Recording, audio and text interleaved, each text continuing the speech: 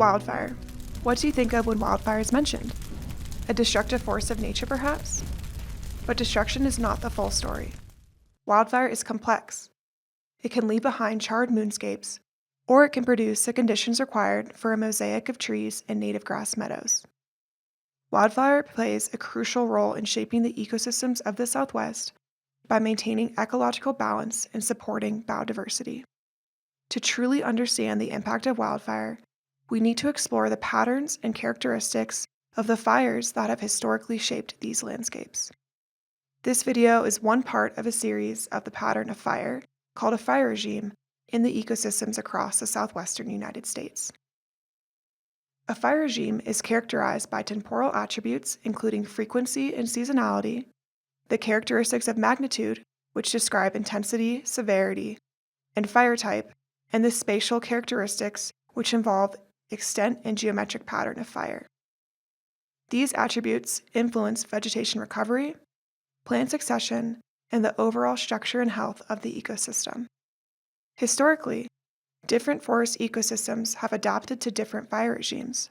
However, with human activities, fire suppression, and climate change, natural patterns have been disrupted, leading to significant ecological shifts.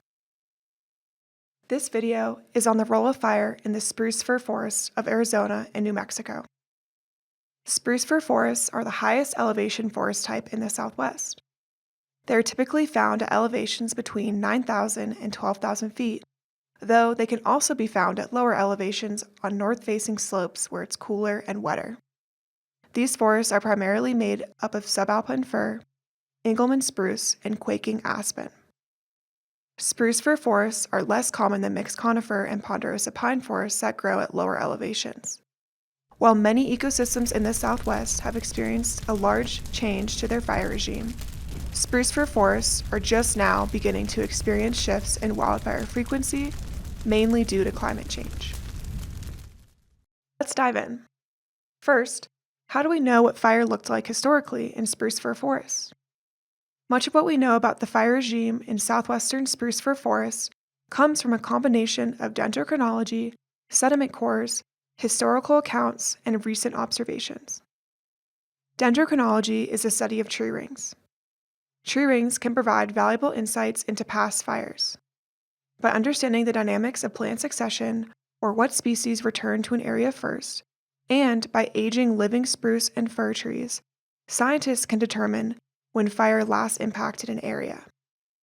Dendrochronologists also study aspen trees, which are uniquely adapted to fire. Even if an aspen is killed by wildfire, its extensive root system allows it to regrow quickly, often within a year. By determining the age of aspen trees in a forest, scientists can pinpoint when the last high-severity fire occurred. Another method for understanding fire regimes is through sediment cores taken from the bottom of lakes and ponds. These cores contain charcoal, which indicates past fire activity in the nearby area, and pollen, which helps identify the plant species that existed at the time. By analyzing these samples, scientists can reconstruct past plant communities and track changes in fire frequency over thousands of years. While charcoal and pollen provide a broader view of fire, climate, and vegetation patterns, they may not always pinpoint the exact year of fire. Still, they help us paint a picture of the past by offering essential data for understanding how fire and plant communities have shifted over time. In addition to dendrochronology and sediment cores, historical accounts, both written and verbal, help fill in the gaps about past wildfire patterns.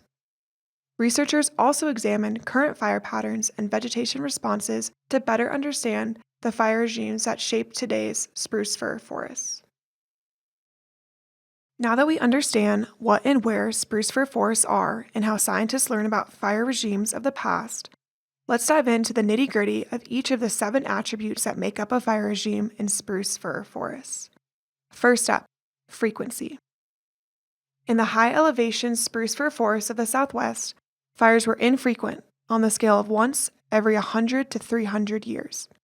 The cold, wet conditions of these ecosystems kept the time between fire, called a fire return interval, long. These fires were historically started by a mix of lightning and human activity.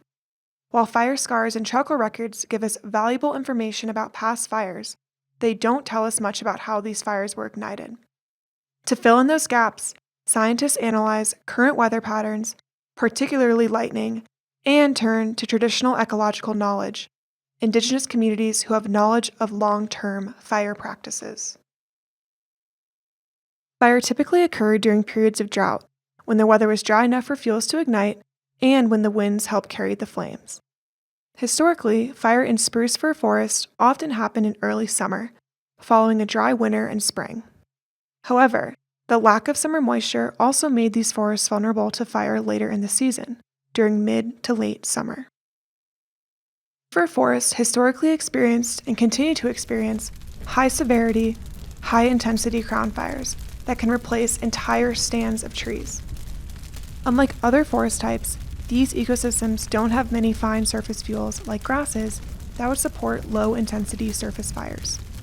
Instead, the dense tree cover, thanks to higher moisture levels and fewer disturbances, leads to a buildup of fuels both in the understory and the overstory. The understory in spruce-fir forest is often rich in shrubs, forbs, and woody debris. The presence of tall vegetation, along with crowded, shade-tolerant trees and lower branches, creates vertical continuity of fuels. This allows fire to climb from the forest floor up into the canopy, a key characteristic of crown fires. Because of this, fires in spruce-fir forests tend to be intense and severe. These stand-replacing fires also make it difficult, sometimes impossible, to find fire scars on surviving trees, which are usually used to track fire history in other forest types. Size, called extent, and pattern of wildfires in spruce-fir forests varied widely, both historically and still do today. While fires in these forests often result in extensive tree mortality, some trees can survive, creating a diverse mosaic of different age stands across the landscape. Regeneration after fire is influenced by microhabitats, including factors like soil and slope. In areas far from surviving trees, particularly in the interior of high-severity burn zones, regeneration can take decades. Regeneration can be slower in cold, windy, high-elevation areas near the tree line. After a fire, spruce-fir regeneration mainly originates from seeds of surviving trees, or sometimes from seed banks in the soil. Spruce typically establishes first, as its seeds can easily germinate on bare mineral soil. Fir trees, which are more shade-tolerant, usually follow, germinating in the litter and duff left behind by established trees. You have a better understanding of what fire looked like historically in spruce-fir forests. Let's talk a bit about how land managers decide on treatment techniques for these areas.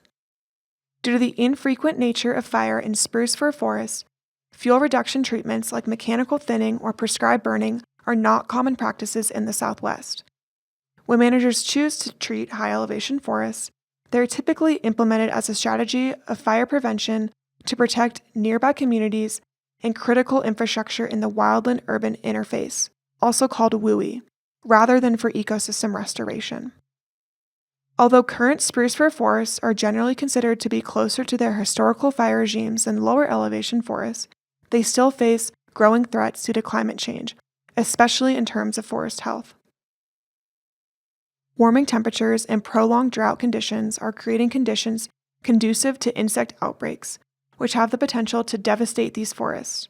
For example, high-elevation forests in southern Colorado have recently been impacted by beetle infestations, and when followed by subsequent fires, these forests experience significant mortality and have a slower recovery and regeneration. Lessons learned from these beetle-driven disturbances may be applicable to spruce-fir forests in New Mexico and Arizona, where similar conditions are emerging due to climate warming. The preservation of spruce-fir forests remains an important goal for maintaining biodiversity and ecosystem function. The challenges posed by climate change are significant and introduce a great deal of uncertainty about the future of these higher elevation forests. Of particular concern is the extended regeneration periods at higher elevations that could lead to a fundamental transformation in these ecosystems. The broader landscape changes, such as megadrought and shifting of forests up in elevation, brought on by climate change may render some ecosystems unrecognizable and make it difficult for them to fully recover from disturbances like wildfire. Ultimately, the future of spruce-fir forests will depend on how these ecosystems respond to the ongoing pressures of climate change and whether they can adapt quickly enough to maintain their vital ecological roles in the Southwest.